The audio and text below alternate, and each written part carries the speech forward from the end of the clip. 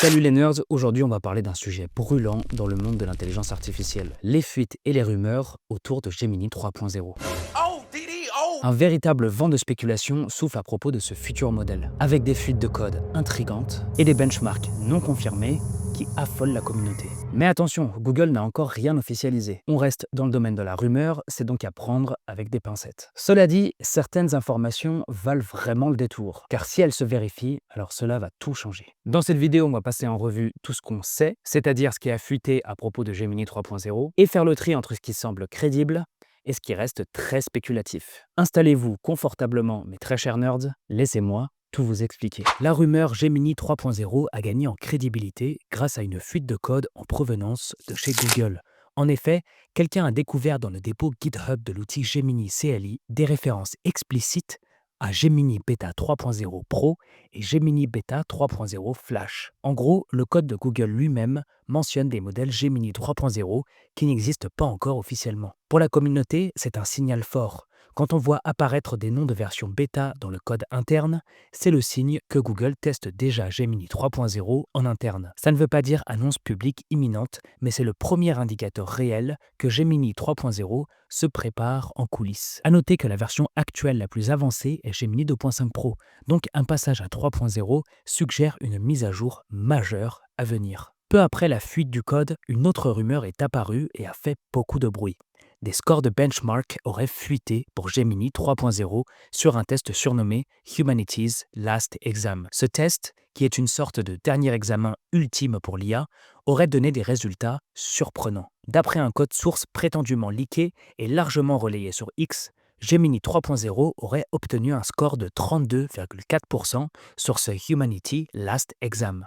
Pour donner un point de comparaison, ces mêmes rumeurs attribuent 26,5% à GPT-5 et 23,9% à Grok 4. En gros, Gemini 3.0 sortirait largement en tête de ce test si on en croit les chiffres. Mais attention, rien de tout ça n'est encore confirmé officiellement. Il s'agit de captures d'écran et de posts sur les réseaux sociaux, mais on n'a aucune publication scientifique ou d'annonce officielle de Google. Autrement dit, on n'a aucune preuve tangible que ces scores soient authentiques. Mais parlons maintenant de leaks beaucoup plus probables, voire carrément sûrs. Et ce qui rend ces rumeurs encore plus intéressantes, c'est qu'elles s'accompagnent de fuites sur le futur matériel Google. Plusieurs sources comme Android Central ou Android Headlines ont rapporté des infos sur le prochain téléphone Pixel 10 qui va sortir fin août. Et apparemment, Gemini serait au cœur de nouvelles fonctionnalités du Pixel 10.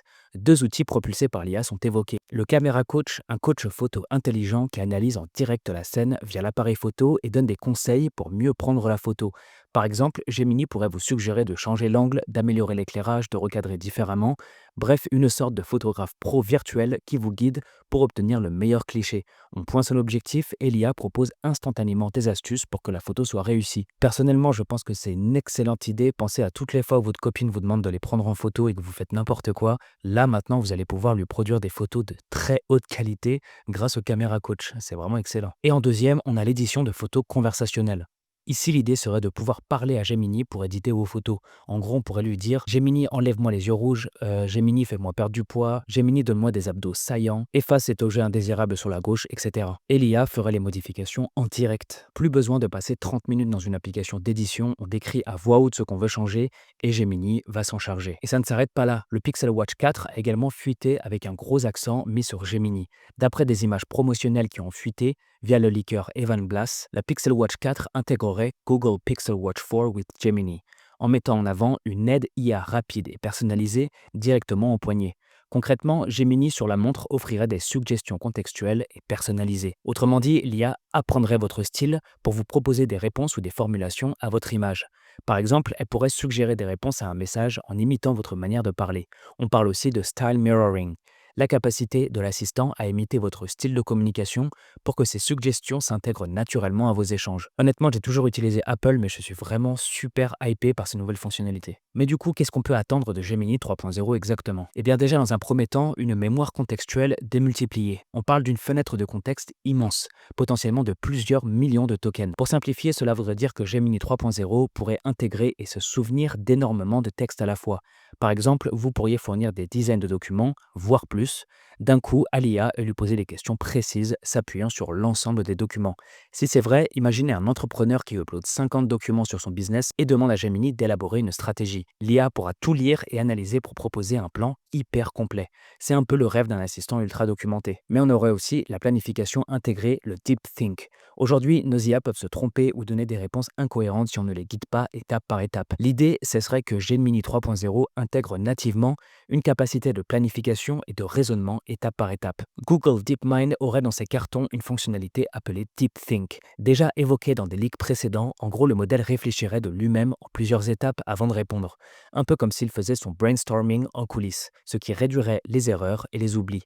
Plus besoin d'activer manuellement un mode de réflexion, Gemini le ferait automatiquement. Si c'est vrai, ça pourrait le rendre bien meilleur pour les tâches complexes, car il planifierait la solution avant de la formuler. Et en troisième, on aurait le multimodal en temps réel. Multimodal, ça veut dire que l'IA peut gérer plusieurs types d'entrées, du texte, des images, du son, de la vidéo, etc. Et d'après les rumeurs, Gemini 3.0 pousserait ça très loin, avec par exemple la capacité de comprendre en direct ce que filme votre caméra. Google a un projet baptisé Projet Astra qui va dans ce sens, une IA agent capable de voir ce que vous voyez via le smartphone ou des lunettes, de s'en souvenir et d'interagir en temps réel dans votre environnement. On a même vu des démos d'une IA qui analyse ce qui l'entoure et répond de façon contextuelle. Appliqué à Gemini 3.0, cela voudrait dire que vous pourriez marcher dans la rue avec votre téléphone, pointer la caméra sur quelque chose et que l'IA vous dise instantanément ce que c'est. On vous donne des infos, on vous aide dans l'instant présent. Et en plus de ces trois grands thèmes, il y a aussi des rumeurs plus créatives. Par exemple, la conversion d'un simple croquis en application logicielle. Google avait déjà montré dans un Code Lab la possibilité de dessiner un layout de site web sur papier, de le prendre en photo et de le laisser l'IA générer le code correspondant. Avec Gemini 3.0, la rumeur dit que ce processus pourrait devenir quasi instantané et bien plus fiable. Vous gribouillez l'interface de votre appli de rêve sur un carnet, hop, une photo et en quelques secondes, vous obtenez une application fonctionnelle. Si ça marche vraiment, ça serait une aubaine pour les entrepreneurs ou créateurs qui n'ont pas de compétences en code. Vous n'avez plus besoin de savoir programmer, il suffit de savoir dessiner. Un peu. Un autre domaine, la génération d'images et de médias. Google a récemment intégré dans son application Gemini une fonctionnalité de création d'histoires illustrées automatiquement. Par exemple, avec Gemini Storybook, vous décrivez une histoire où vous pouvez uploader même un dessin d'enfant et l'IA vous génère un livre illustré de 10 pages avec texte et narration audio.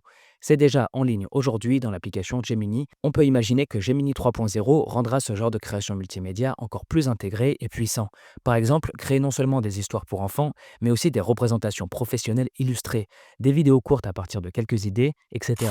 Je vous ai donc préparé un tableau récapitulatif pour vous montrer ce qui est déjà confirmé et ce qui ne l'est pas encore. On peut voir qu'en vert, on a les informations qui sont quasi confirmées, c'est-à-dire la fuite de code interne avec les références à Gemini Beta 3.0 Pro et Flash. On a aussi les fonctionnalités comme Camera Coach et l'édition de photos assistée par Pixel 10 ou l'assistant Gemini sur Pixel Watch 4. Ça vient de médias assez sérieux, donc il y a de fortes probabilités que ça soit vrai. Et enfin, les fonctionnalités qui sont déjà disponibles mais qui vont être améliorées, comme par exemple le Storybook ou encore le projet Astra. Et en orange, ça va plus être les rumeurs et les hypothèses. On a les scores du Humanity Last Exam qui sont potentiellement faux ou exagérés. En tout cas, c'est à prendre avec des pincettes. On a aussi la date de sortie, on a entendu plusieurs informations comme quoi ça sortira en décembre 2025, voire 2026, mais pour l'instant, aucune annonce officielle de Google. Et enfin, les étendues exactes des capacités. On a des indices sur les fonctionnalités possibles, mais rien de sûr sur leur disponibilité au lancement. Certaines pourraient rester en interne ou sortir progressivement. Et on peut se demander pourquoi est-ce que ces rumeurs font autant de bruit. Eh bien, c'est parce que même si la moitié de ces rumeurs sont vraies, ça pourrait marquer un énorme tournant dans le monde de l'intelligence artificielle. Et surtout, ça révolutionnerait la façon dont on utilise l'IA au quotidien. Ça pourrait avoir un impact concret sur la création de contenu, le développement sans coder, la photographie, le design assisté, les assistants personnels et bien d'autres domaines. J'ai hâte d'avoir vos retours en commentaire. En tout cas, moi, comme d'habitude, c'était un plaisir de faire des recherches pour cette vidéo et nous, on se revoit très vite pour une prochaine vidéo.